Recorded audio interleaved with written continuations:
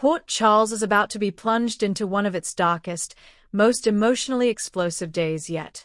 Wednesday's episode doesn't just move the story forward, it detonates it. Secrets curdle into lies, love turns into terror, and one man's life hangs in the balance while the woman who put him there perfects the art of pretending to be devastated. At the center of it all is Drew Kane, whose body finally gives out under the crushing weight of betrayal, poison, and heartbreak. A massive stroke leaves him trapped inside his own mind, unable to speak, unable to move, and unable to expose the woman responsible. Willow. While doctors scramble and loved ones pray, Willow performs grief so convincingly that even the sharpest eyes in Port Charles are fooled. Everyone, that is, except Britt Westbourne. And Britt is done playing nice. By the end of the day, Britt will issue an ultimatum so chilling that it will change the power dynamics in this story forever. It starts quietly. Too quietly. Drew is alone in the hospital room, the monitors humming with mechanical indifference. The after-effects of Willow's injection have been brushed off as complications, stress, exhaustion. No one wants to believe something more sinister is at play. Not yet. He tries to sit up. His arm doesn't respond. A flicker of confusion crosses his face. He opens his mouth to call out, but the words never come. His tongue feels thick, useless. Panic surges as he realizes he can't control the right side of his body. The room tilts, his vision blurs, and a searing pressure explodes behind his eyes. Drew Kane is having a massive stroke. By the time the nurse notices the alarmingly erratic readings, Drew is already slipping into a horrifying state, conscious, aware, and completely trapped. Locked in. He can hear the chaos. He can feel hands on his body, hear voices shouting medical codes, sense the rush of a crash cart. But he cannot blink in response. He cannot squeeze a hand. He cannot scream the one name that matters most. Willow. The woman who did this to him. When Willow is told that Drew has suffered a catastrophic stroke, she reacts exactly as everyone expects. She gasps. She stumbles. She collapses into a chair as if her legs can no longer support her. Her hands fly to her mouth, her eyes fill with tears, and her whole body begins to shake. "I can't lose him," she sobs. "Not like this. Not when we were finally finding our way back to each other." To the casual observer, it is heartbreak in its purest form. To anyone who truly knows Willow, or thinks they do, it is devastating. Michael holds her, whispering reassurances. Carly watches with concern, silently cursing the universe for once again targeting the people she loves. Nina looks torn between sympathy and suspicion, her maternal instincts clashing with a nagging sense that something isn't right.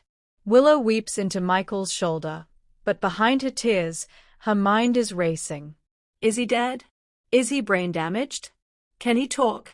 The truth terrifies her more than his possible death. What if Drew lives and remembers? What if he finds a way to tell the world what she did? As doctors explain that Drew is alive but unresponsive, that the stroke was severe, that recovery, if it comes, will be long and uncertain, Willow lets out a wail so raw that it sends chills through the room. But inside, a different emotion coils tightly in her chest. Relief. Because a man who cannot speak is a man who cannot accuse her. Drew is not unconscious. He is fully aware. He hears Willow's voice. He feels her hand clutch his. He senses the tremor in her fingers and knows, with terrifying clarity, that it is not grief shaking her, it is fear. He tries to focus. To move a finger. To force a blink. To do anything that might signal he is still in there. Nothing. His body has become a prison. And his mind is screaming. He remembers the syringe. The strange look in Willow's eyes. The moment of hesitation before she injected him. The cold clarity that followed. The way his vision swam. The way his heart pounded. He knows the truth. And he is powerless to reveal it. Britt Westbourne has seen a lot of medical mysteries. She's watched bodies fail, minds fracture, and people lie with Oscar-worthy conviction. When she hears about Drew's sudden, massive stroke following an unexplained medical episode, her instincts flare. This doesn't add up. She reviews the chart. She notices inconsistencies. Lab values that hint at something introduced into Drew's system. Traces of a compound that shouldn't be there. And then she sees Willow in the hallway. The tears. The trembling. The wide, devastated eyes. Britt studies her closely. Too closely. Something about the timing. Something about the performance. Something about the way Willow seems less shocked than calculating. Britt's mind races back to fragments of conversations, half-overheard arguments, the tension between Willow and Drew that had been building for weeks. The desperation. The secrets. And then it clicks. This wasn't an accident. This was an attempt to silence him. Britt doesn't waste time. She corners Willow in an empty consultation room, closing the door with a decisive click. The air between them crackles with unspoken accusations. How long were you planning it? Britt asks quietly. Willow blinks, startled. Planning what? Don't insult my intelligence, Britt snaps. Drew didn't just have a stroke. He was poisoned. Drugged. And the timing points straight to you. Willow's face drains of color, but she recovers quickly, outrage flaring. That's a disgusting thing to say. I love him. Love doesn't come in a syringe, Britt retorts. And love doesn't leave a man locked inside his own body. For a moment, the mask slips. Just a moment. Fear flashes in Willow's eyes, sharp and raw. Then it's gone, replaced by indignation and wounded innocence. You're wrong. You're projecting. You've always hated me. Britt steps closer, her voice low and lethal. I don't hate you. I see you. And I know what you did. Willow swallows hard. You have no proof. Not yet, Britt agrees. But I will.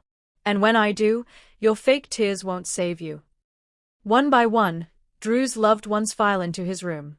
Carly talks to him, telling him to fight, to come back, to not give up. She squeezes his hand, unaware that he can feel it but cannot respond. Michael stands by the bed, guilt eating him alive for not seeing the danger sooner. And then Willow approaches. She leans close, her voice trembling. I'm here, Drew. I'm not going anywhere. You have to wake up. You have to come back to me. Inside his mind, Drew is screaming. You did this. You're the reason I'm here. But all that emerges is the steady beep of a monitor. Willow presses a kiss to his forehead, and for a split second, her expression hardens. As if she is checking to make sure her secret is still safe. Britt is not a woman who waits for justice to slowly grind its way forward when she knows a killer is standing in front of her.